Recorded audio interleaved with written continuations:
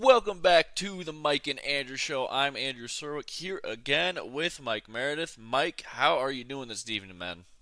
Doing pretty good, ready for the weekend. Good to hear. Of course, always ready for the weekend. We got, well, today we had the news. Arizona is officially moving to Salt Lake City. Board of Governors unanimously approved the move last night, actually. And we had our announcement today. So we're going to get into that just a little bit here. And also today we are doing the top 10 defensive backs coming into this year's NFL draft. So let's get into it here first with Arizona Coyotes. Um, First of all, I just feel really bad for all Coyotes fans. The way this all kind of went down. Over the last few years, really. Um, yeah, it sucks getting a team taken away from you like this, but at the end of the day, the NHL is a business, and they got to make money. And um, while this year Arizona has actually profited, despite being in a like 4,600 capacity arena, it's just not feasible for the league long term. So it'll be interesting to see what happens, of course, because what's going to happen here is um, Alex Meruelo, who is the owner of the Arizona Coyotes, he's keeping the Coyotes logos, the branding, all that stuff, because he does completely intend to build an arena. Still, he even said in the press release today, he 100% plans to still build an arena for Arizona, so that they can come back as a team. Um, and so that also means is that Arizona so this new franchise in Utah will not be the same franchise that has that goes back to the old Winnipeg Jets. So all the franchise records and everything will actually stay in Arizona. This is basically going to be a completely brand new team. We don't know what they're going to be called. We don't know colors. We don't know anything about this new team, but they will be playing this year. Ryan Smith, of course, is going to have to make some changes to the Delta Center just to improve some sight lines for hockey viewing, of course. That said, he still completely intends to build an arena. And the city of Salt Lake City has actually set aside 900 or 950 million. I keep getting different numbers depending on who you're getting your information from. But they've set aside 900 or 950 million dollars of taxpayer money to also go towards a new arena. So the city's 100% on board with this happening. But Ryan Smith, of course, will still foot most of the bill to create a brand new arena for this team. But like I said, man, I feel really bad for Coyotes fans to have a team, slip away from you like this. It's never good. That said, though, there's still a bright side because Alex Meruelo still is very determined to build an arena with his own money. So, and he's determined to in the next 5 years from now be back, have the Arizona Coyotes be back as a team.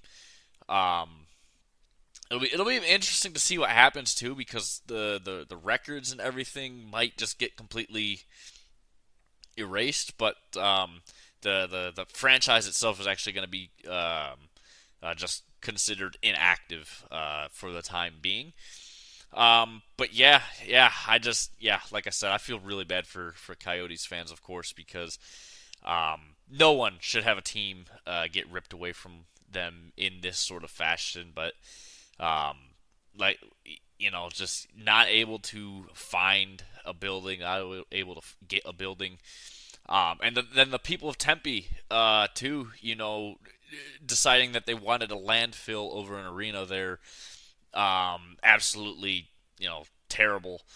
And I saw something that Ryan Smith was actually part of the group that led the anti-arena group. So if that's true, that doesn't look too good for him. But yeah, you got any thoughts there, Mike? Yeah, it sucks for Arizona having to move. I know that their fans, sucks they won't have a team anymore, but it's also good for Salt Lake City. They finally get a team in hockey. Wouldn't think that a hockey team would go to Utah. You'd think they'd be another Canadian team. Freaking um, last time there was a move, it was Atlanta Thrashers to Winnipeg. So yeah, it's going to be interesting to see. Did they specify what year if they've locked that down yet? Like next season, or if it's Yeah, going to yeah, be like it's gonna be next season season after? is when I mean because like the Delta Center is a ice arena already. They just only play basketball there for the time being. You mentioned a Canadian city. I don't think a Canadian city's ever gonna get a franchise just because of the fact that the only reason why Winnipeg even got the Thrashers to begin with, when the Thrashers kind of had to move due to poor ownership, is because Winnipeg had a building for them to play in, and that's the only reason why Winnipeg was selected there. But the Canadian dollar is so fucking worthless compared to the U.S. dollar, and everything is done in U.S. dollars in the league. So, like for example, an expansion fee right now we're looking at probably $1 billion for a U.S. team. If, say, for example, Quebec City wanted to get a team, they'd have to be paying somewhere around 1.3 to 1.4 billion in Canadian dollars. Um, that would equal your $1 billion in U.S. dollars. So, um, yeah, it's yeah, I don't think a Canadian team is ever going to happen. But Utah makes sense though because one, they did hold the Winter Olympics in what was it 2002, I believe, and it is a hockey market for all intents and purposes out there. I mean, um, but the I think the most interesting part about this will be to see if Coyotes fans stick with watching the NHL. I think that's what the NHL is going to be looking at the most to see if people still care about hockey there over these next few years, just to see, you know, should we be able to expand here again? Can we? Would it be economically feasible? So it'll be interesting to see what happens there, though. Yeah, it will be. So that's gonna do that for us. Yeah, the announcement came this afternoon. Board of Governors, yep, just they had a meeting last night, and Alex Meruelo, he didn't show up to the last home game last night. Um, more than likely to be in that video conference call with the Board of Governors. I mean, to be honest with you, I think he should have been out there or with before the game or after the game. Just really just out there apologizing to fans for everything that's going on, but also thanking them for their support during these tough times and giving them that sort of a promise to return. I really do think that this team will return, especially if he does win the land bid. Um, this year. I think they'll 100% bring the Coyotes back as an expansion team, and we'll have to get into talking about expansion eventually because if Arizona does come back as a team, they're going to bring another three more cities into the league as well. So we're going to move on here to uh, top 10 defensive backs coming into this year's NFL draft. So let's get into it here. Um, Number 10 here, you got Tyler Nubin. Um, he is he's a very strong corner here from Minnesota. Pretty tall, very athletic type of build here.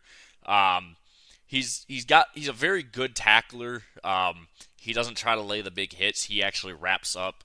And he's got some damn good football IQ. I could see him probably going second round here. I feel like a lot of defensive backs are going to go off the board in the first and second rounds. So yeah, probably a second round, um, pick here. I feel like he could go first round just because of the talent that he brings. But with so many, great positional players on the offensive side and including offensive linemen and defensive linemen in this draft, I'd probably see him going second round. Yeah, I think second round is probably where he's going to land. But man, there's so much talent in this draft everywhere. Offense is loaded, QB, receiver, and O line in particular, but defensive backs as well are looking like another strong position that it's going to take a lot in this draft. And again, I think that all of these guys have potential to hit with having this high of stock in the draft. Yeah, it's so deep, but at the same time, uh, it's deep for so many other positions. So it's going to be hard to take a lot of these guys that could very well have first round potential, just not go first round because this draft is just so deep in almost pretty much every position. There's sort of at least one elite player in every single position group. So yeah. Number 9 here from Missouri, we have Ennis Rakestraw Jr. Again, another one of these very smart, high football IQ corners. He's got very good coverage skills as well. Um, he lays some big hits out. He's very just strong with his body. He did not have a good combine, but like I said, I don't take a whole lot away from the combine. Just because it's guys in basketball shorts doing drills. It's not it's not game tape, and that's what I think matters the most. And I know GMs, that matters the most to them as well. But I feel like they still overrate the combine a little bit too much. I think he could still be a top corner in this league. But yeah, he's probably gonna go second round again. Because yeah, like we keep talking about, this draft is just so deep. There's a lot of guys in this draft that have first round talent that just will not be going first round. Yeah, there's only going to be 32 first round picks, so a lot of these guys are going to fall, but probably be like mid second round picks, probably around again top 50, 60 picks in the draft. Um, you said the combine. Combine's tricky because some guys they don't do as well, but other guys they do well, and it really improves their stocks. So you know, there's definitely been examples on both ends where someone who did bad at the combine, those numbers did not reflect at all, and other people who had crazy combines uh, didn't end up panning out. So hopefully he can pan out even with the combine. Yeah, I think like realistically, if you look at game tape, he's probably inside the top 15. I don't know about being a top, um, you know, uh, top 10 necessarily.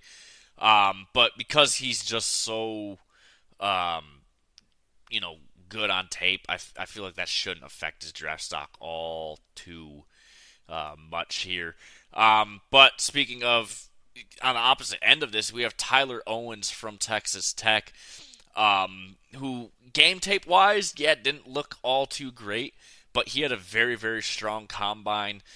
He almost set a brand new broad jump record at 12 foot 2 inches. So he's very athletic, and he's a big corner as well. Um, I feel like this guy could probably be outside of the top 10 in terms of just what you see on the field. Um, and that's why I think they might have rated him a bit higher. Up here to 8 is just because of the fact that he had such a strong combine, and you've even said we've seen guys who look good on tape have a bad combine and then are really good in the NFL, and guys who have been or guys who are the opposite of that, who don't look all too great on tape, look good in the combine. The draft stock rises because of that, but then they flop in the NFL.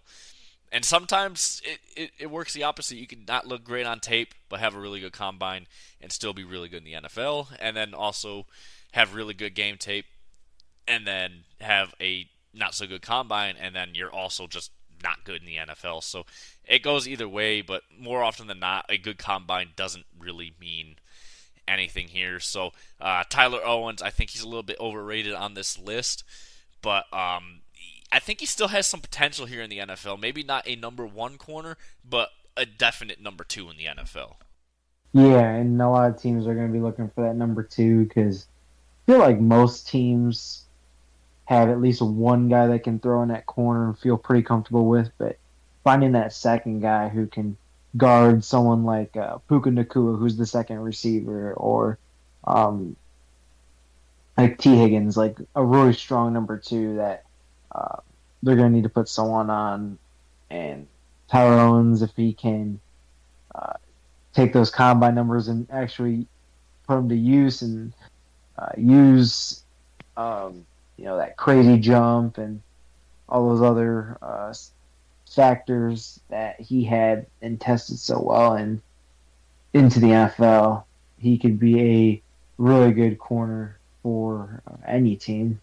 Yeah, and I feel like a lot of teams, like I mean, you think of the Lions, for example. They're gonna be too high in a position to draft him anyways. But you think of the Lions, they're not necessarily looking for a corner one. They're just more looking for a corner two. But if the Lions draft a corner one, they have guys that can be a corner two because yeah. But moving on here, number 7 from Penn State, you have Daquan Hardy. Um, he's gotten a lot of attention late. Um, he's not a necessarily he's not your prototypical corner in terms of size. He's a little bit on the smaller side. He's very strong, but he's short. So and he doesn't have a big wingspan that you look for in a corner either.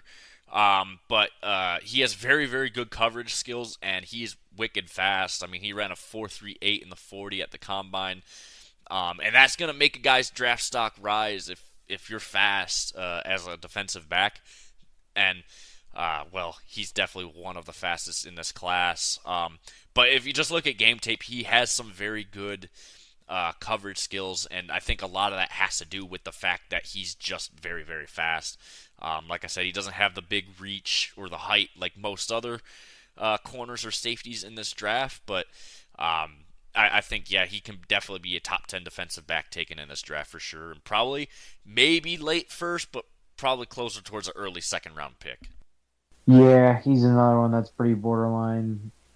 Got a lot of other factors that are working for him. All other guys, are got the crazy leap, crazy jump, and crazy length as well. He doesn't really have that. Being able to have that speed, to keep up with guys like a Tyreek Hill. You're going to need corners like that are going to be able to be quick on their feet. So I think that will be an advantage. Yeah, I think that will be a huge advantage. I mean, think about it this way: is obviously you mentioned Tyreek Hill, so good example. A team like a Buffalo could really use him to be able to cover Tyreek because he's just that quick. So yeah, I think that would be an all around good pick for Buffalo, but really anyone in that division, to be honest with you, would be getting a nice corner to cover Tyreek. But there's also so many fast wide receivers in this league. I think any team would be happy with Daquan here. Moving on to number 6 here is Kamari Lassiter from Georgia. He wasn't the highest recruit coming out of high school, but he grew a ton at Georgia. Um, he's got a lot of good athletic abilities. He's very good covering on the perimeter. Um, he kind of underwhelmed a little bit in terms of statistics this year. Like he hit like what was expected of him, but if you want to be an elite, corner in this league, you got to kind of go above your expected statistics in college. Um, So yeah, I could probably see him going. Being the sixth best defensive back in this draft. I mean, if I think if statistically he was better than expected, his draft stock would have risen a lot more this year. But game tape tells you he's going to be a very good corner in this league still, just because of his ability to coverage, especially out on the perimeter. Yeah, just that ability is going to be very key, and um, just being able to play, yeah, man or zone, whatever coverage that they they they need out of him, it's gonna um, be very crucial that he can play in both systems. Yeah, it'll be interesting how he's utilized in this league because he's very good one on one on the perimeter, especially. Zone coverage, he's good. Man coverage, he's good. So he's kind of a Swiss Army knife there on the outside edge. So yeah. Moving on, number 5 here from Alabama, Kool-Aid McKinstry. He's got the coolest name Yes, in this sir. fucking draft. He's got the Yes, coolest name in sir. this draft. Um, Lions, Lions. I really hope the Lions take him. I really, really do. He's definitely got first round talent. Obviously, with the injury, he didn't get to have a combine, but he'll be ready to play come this season. And game tape tells you everything you need to know about this guy. I mean, he is very good cover in terms of coverage. Um, and yeah, he's fast. He's got all the right measurables. And I really hope the Lions take him. I really, really do. I would love to see the Lions move up to grab him. I mean, that would be great to see on night one, seeing the Lions move up in the draft that's in Detroit. Um, and also Brad Holmes loves picking Alabama players, so I feel like that would be a great fit for the Lions there. But yeah, Kool Aid, he's got all the right measurables. If he wasn't injured, I feel like his stock would probably put him in the top 3 for sure. Yeah, I think so. There's been a lot of players who have been rumored to fall to the Lions, and Kool-Aid McKinstry's been one of them. I hope that we could get him. I mean, we need help at corner. I mean, Cam Sutton was not it, but now he's gone. So, um, we got who's it? Emmanuel Mosley's coming back. He was out like the whole year. Yeah, Mosley's gonna be back, Yeah, so we got that'll help. Mosley. We lost C.J. Gardner Johnson in the as a defensive back. Who cares? Yeah. But yeah, the Lions could use more help at corner, and Kool-Aid McKinstry, man. They hit on Gibbs, man. Gibbs was a pretty solid pick for him. So JMO has had flashes. So you said, man, these Alabama guys might be something that Brad Holmes looks at. Yeah, no, Brad Holmes. I mean, he has a very high affinity for what Saban was able to do as coach there in Alabama. So it'll be interesting to see where he goes. I really do hope the Lions take him as a selfish Lions fan myself. But yeah, no matter where he goes in this league, though, man, I mean, he's going to be very, very good. And like I said, he could easily be a top 3 defensive back in this draft. Just that injury, I think, kind of pushes his stock down because no one got to see what he could do at the combine. Um, so yeah, so moving on to number 4 here from Toledo is Quinion Mitchell. Um, you think of Toledo and you think Mac school. So why is anyone in the Mac school in a top 10 for a position list? But this guy is tried and true, battle tested. I mean, he's been in college football for a decent amount of time. But he has all the measurables. He's got very good vision. Um, his IQ is off the charts, and he's going to be a star, I think, in this league. Um, it's weird that he never moved out of Toledo, being as good as he Yeah. is, but yeah, he's gonna be elite in this league for sure. Yeah, he's gonna be elite. Yeah, someone who stayed kind of local, not really local, but just like on a smaller college team compared to some of these other names. But yeah, he's definitely gonna have a big impact. Again, first round guy, gonna be very sought after in this draft. Yeah, he will definitely be sought after in this draft for sure. I mean, uh, clear first round talent. He will be going inside the first round, just like Kool Aid McKinstry is. So moving on to number three, again from Alabama, is Terrion Arnold. Um, he's got very, very good speed. He showed that in the 40-yard dash at the combine. Um, although people expected him to run a faster time than he did, and he even admitted, his time in the 40 wasn't as fast as he thought it would be. But I don't think that really matters all too much because he still has a ton of speed. Um, he also very, very good in coverage, especially one on one.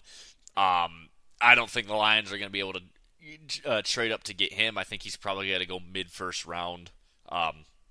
He's got a lot of talent, and there's a lot of teams that need defensive backs, and he's definitely going to be going somewhere inside that top probably 20.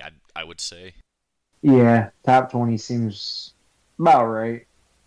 I think Kool Aid's probably 20 to 30 if we're lucky. Like I said, I think we got picked 29, so in that range, probably top 20. Yeah, I think he could definitely go, top 20. Um, he's it's just I think he'll be able to produce in this league. Um, the measurables are there. He's just your prototypical corner, so it'll be interesting to see where he goes and how he's utilized. Because if he's on a team that has a very strong defensive backfield already, it's possible he won't be a starter um, this this coming year, but maybe he can work himself into a position to be a starter if he is indeed drafted to a team with a deep defensive backfield already. Um, moving on to number two here, and honestly, you could switch number one and number two in this draft class because of just how good they are. Elite level corners. But on this list, we have at number two Cooper DeJean from Iowa. Um, like I said, you could make the argument that he could be number one with over Nate Wiggins. They're both obviously the clear cut number one, number two corners in this draft class, and number one, number two defensive backs in this draft class. Um, he had but Cooper had a decent combine, but again, combine doesn't mean a whole lot, so he could definitely be a lot better in the league than what the combine would tell you. And I think that's very much true. I mean, you look at game tape. I mean, he is really, really good in coverage skills. He's quick. He has a very high football IQ, great coverage skills, good hand placement as well when in man. Didn't draw a whole lot of pass interference penalties, which is great to see out of a young player. Yeah, I would not be surprised if he goes over Nate Wiggins, but also I wouldn't be surprised if Nate Wiggins goes as the first corner taken in this draft because they are just so good, both of these two. But Cooper DeJean, yeah, all the right measurables, very smart IQ, high IQ player, and yeah, I've obviously fitting to be at least in the top two of this ranking here. Yeah, very good corners here. These top two. I don't know which one I prefer. To be honest, they both have really good skill set that um, they're kind of both different. So, but yeah, Iowa guy. Iowa's always had that lockdown defense. Definitely going to be top 15 pick in the draft. Um, Curious to see who's going to take him, and along with Wiggins as well. Yeah, I'm very curious to see where he goes. I think both of these guys are going top 15, just because of how good they are. And so let's get into the last one here is Nate Wiggins. Obviously played at Clemson, whose defense didn't get a whole lot of good talking about this year outside of him. He's just a straight lockdown corner. He runs a 4.2. He ran a 4.28 in the 40 at the combine this year. That is blazing fast. Again, a team like a Buffalo or a team like the Jets, anyone else in that AFC East, um, to to draft him to cover Tyreek Hill. That's gonna be interesting to see if they do take him because he has that speed that Cooper DeJean doesn't necessarily have. Although Cooper is very, very fast, he ain't Nate Wiggins fast.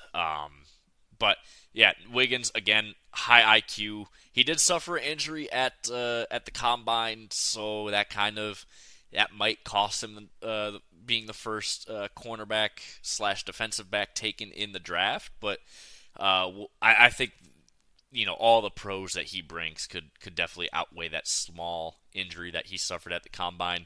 Prototypical size, he's got a very, very long reach, and like I said, high IQ, great coverage skills, great hand placement as well, just like Cooper DeJean. You could honestly make an argument for either one to go in that number one spot, but here they have Nate Wiggins on this list. Yeah, both super talented. Gonna be a good draft for defensive backs as well. Yeah, it is going to be insane. So, yeah, that's gonna wrap us up here for today, though. Um, Obviously, the big news today being Arizona moving. Uh, Tuesday's episode, we're probably gonna hit tight ends.